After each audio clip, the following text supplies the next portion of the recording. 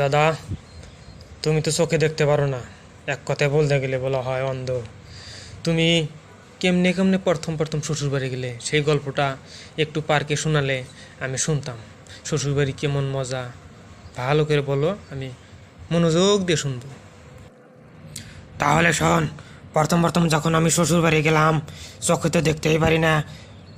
বাড়ির সামনে ছিল পুকুর, পুকুরে ঠাস করে পড়ে গেলাম।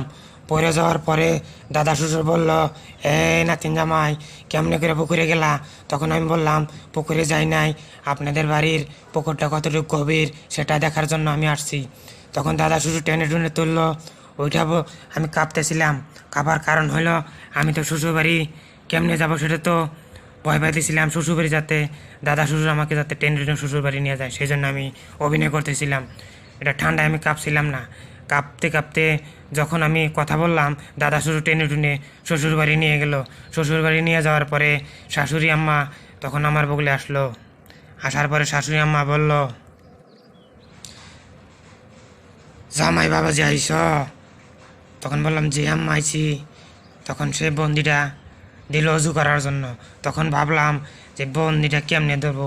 যখন ছাইরা দিছে, টুন্নু শব্দ পাওয়ার সাথে সাথে আমি বন্দিটা দইরা ফেলাইছি। তখন অজু করে কোনো রকম করে আমি ঘরের যখন বসছি, শাশুড়ি আম্মা তখন ভাত নিয়ে আসলো। শাশুড়ি আম্মা যখন আন্ডা দিয়ে ভাত দিছে, চোখে তো দেখতেই পারি না, আলু জালু করে হাতাইতেছি বিলে। তখন ডিমটা নিয়ে গেল। যখন বিলে ডিমটা নিয়ে গেল, শাশুড়ি বলল, জামাইয়ের ভাতে থেকে বিলে ডিম নিল, জামাই তো কিছুই বললো না। তখন বললাম, প্রথম প্রথম আসছি শ্বশুরবাড়ি বিলাই, সেই জন্য একটু মান সম্মান তো করতেই হয়। আসলে কিন্তু আমি চোখে দেখি না, নানান কথা বলে তো কাটাইতে হবে, বুঝছস নাতি? তখন সরমে বরমে শাশুড়ি আম্মা আর একটা ডিম ভাজতে গেল। ডিম ভেজে নিয়ে আসতে আসতে যখন থালির মধ্যে টম্মস করে উঠছে, তখনই ভাবলাম যে বিলাই, আবার তো তুই আমার ডিম নিবি। তখন এমন বাড়ি মারছি, নড়ির তলে থেকে আমার শাশুড়ি আম্মা চিক কুরবারে উঠছে। চিক কুরবারে বললাম, তুই কে রে? এটা আবার কোন জাতি বিলাই?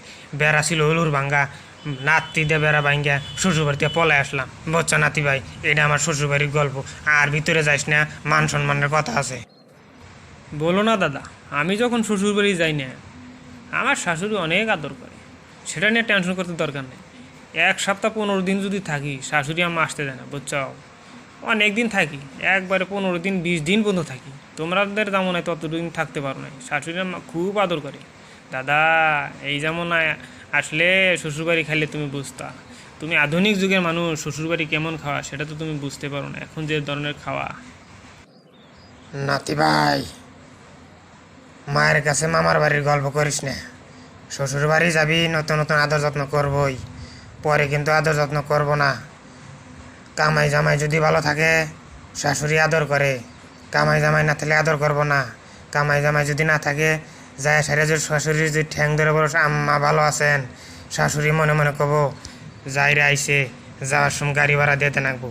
আর কামাই জামাই পুরা থাকলে উল্টা পুল্টা কথা কবি, তথাপি কিন্তু শাশুড়ি বলবো, আঙ্গরদের জামাই উচিত কথা বলে।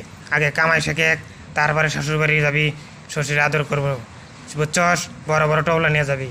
অতটুকু কথা বলার দরকার নাই, চুপচাপ চল, এখন বাড়ি চলে যাই, সন্ধ্যা হয়ে আসছে।